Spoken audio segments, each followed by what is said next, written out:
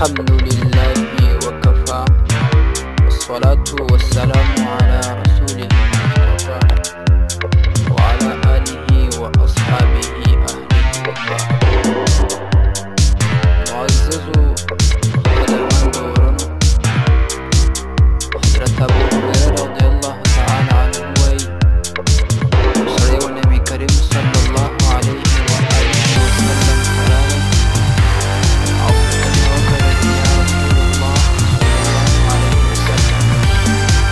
أي صدقة أعظم أجرا، كما صدقة غير أجر وعظم أجر أو لي ثواب لري. كريم صلى الله عليه وآله وسلم ورته فرمایله: أن تصدق وأنت صحيح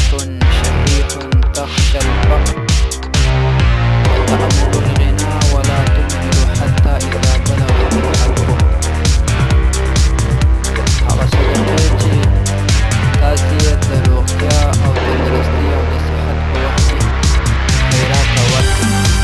او هغه وخت کې تاسې ورکړئ چې تاسې د مال په جمع کولو باندې بوخت یاست او د مال په جمع کولو کې کوشش کوئ چې هغه وخت تاسې صدقه ورکړئ، هغه ډېر اجر او ثواب لري. او دا شان هغه وخت صدقه تاسې ورکړئ چې په خپل فقر باندې ویرېږئ، او یا دا چې تاسې د مالدارۍ او بډایتوب هیله لرئ،